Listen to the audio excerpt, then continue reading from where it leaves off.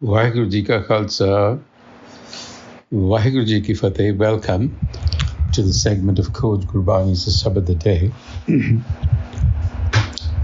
Our recitation from Asa Kabir Jio continues.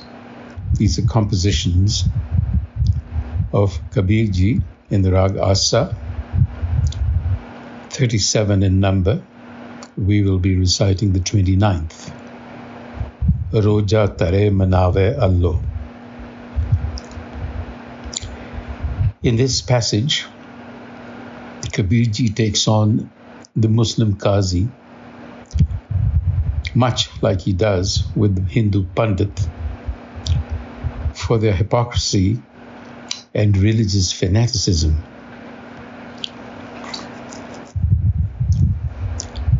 It's worth examining how he draws out this double standard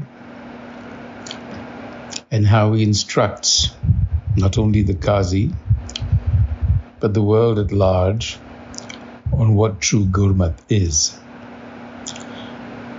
So he addresses the Qazi and says, Roja Dharai Manavai Alah,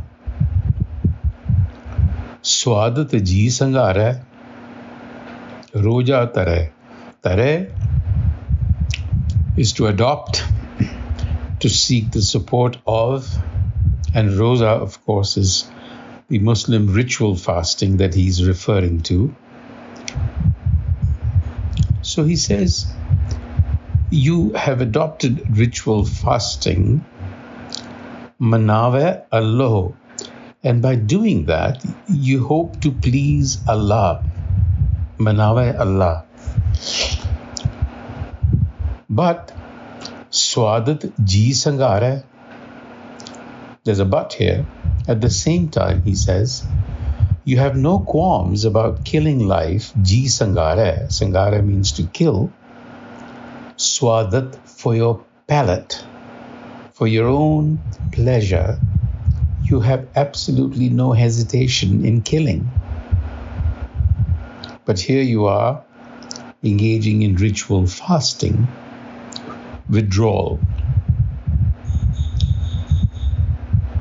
His first instruction is, Appa dekh, avar nahi dekha, kahe ku chakha mare. Chakha mare, futile, waste of time, nonsense. So, Appa dekh. My sense here in interpreting this line is that he is telling those who adopt ritual fasting or rituals of any kind to focus on themselves. Appa dekh, avar nahi dekha, instead of engaging in futile criticism of others. Chakha mare. This line could also be interpreted to mean you are vain and self-centered, and why do you indulge in such drivel? Or you're self-centered. Either way, the fact of the matter is that ritual fasting without self-reflection, without self-contemplation, is hypocritical and a waste of time. It is chakmarna. And in the Rahau, he trains his guns directly at the Muslim Qazi, the religious leaders who interpret the Quran, the judge. He says to him, O Qazi,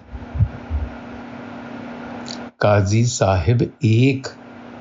Sahib, the master, ek. It's the same master that is present in you and me. Qazi Sahib ek tohi mein, in you and in me. But तेरा सोच विचार न देखा, Soch bichar, your outlook, your fanatical outlook prevents you from seeing it that way. You see, our perception of things, our conditioning is how our consciousness is shaped. We look at the world through the lens of our conditioning, and Kabirji is very clear about that. And he says, as a result of your conditioning, khabar na kare deen ke baure taate janam alik hai. Again, this line is subject to multiple interpretations. The first that I have tried is khabar na kare deen ke. Khabar na kare, you have no news. In other words, you're unaware. Deen ke, deen is the path, the way of the faith. So what he's saying is you're completely in the dark about what the true way is. Ritual fasting is not the way. And the first interpretation I read as Baure Tate Janam Alik hai, oh crazy one, you're wasting your time. You're wasting your life. The other way you could read this, which has been generally translated, although I tend to think that the first interpretation would be the correct one, because Kabir wouldn't call out somebody that directly, even though they're very direct. The second interpretation, the more popular one, is that he's actually calling the mullah, the qazi, a religious fanatic, saying, Khabar na kare deen ke paure, meaning you're crazy about your faith, but you don't care about others. Taate janam alik hai. So here's Kabir ji for you, criticizing the Qazi, but we have noticed that he doesn't spare the Hindu Pandit either. So he's actually criticizing both of them for being unaware of the path, deen. The path is to the indwelling self, khabar na kare, news of the self. And Kabir, more than anybody else, is uniquely positioned because he's a symbol of India's cultural and religious plurality, in that this dialogue that he's having with both Muslim and Hindus, you have to remember that he was born a Muslim weaver.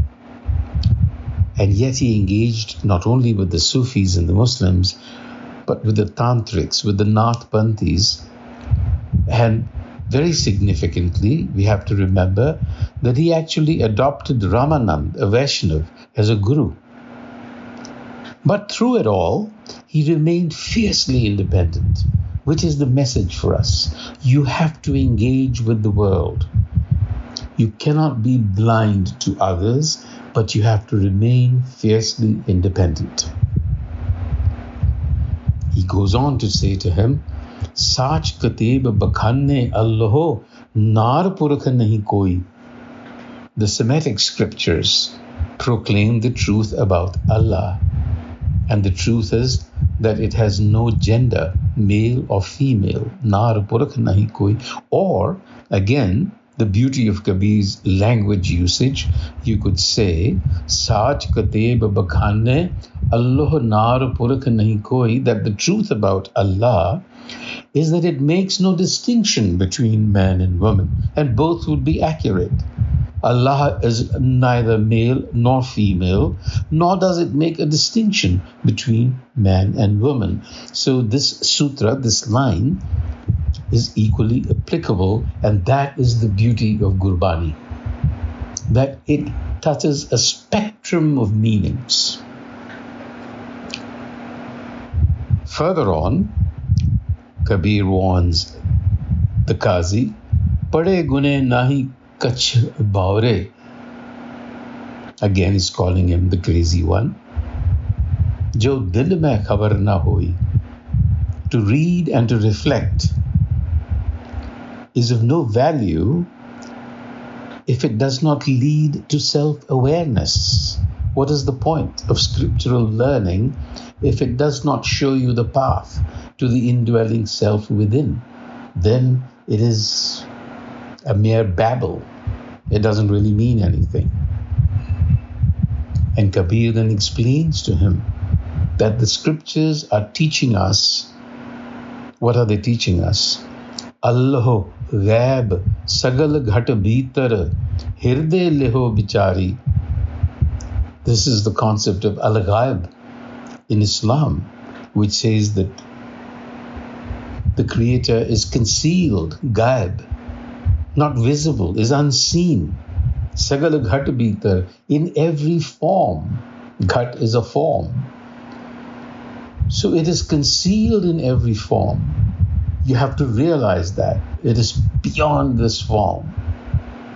Hirde leho bichari, reflect on this because it resides in your heart, the core of your being. That is where it is concealed. Look for it there. Hindu Turk dohu mein ek kahe Kabir pukari, and that is his proclamation. He says, I proclaim this loudly so that everyone can hear me. And my proclamation is, Hindu Turk dohu mein ek. The same one dwells in the Hindu and the Muslim. That's Kabir's message. So when you engage with Gurbani or engage with any other scripture, make sure that it is leading you inward. If it is not, then you're simply engaging in intellectual gymnastics. Vaheguru Ji Ka Khalsa, Vaheguru Ji Ki Fateh.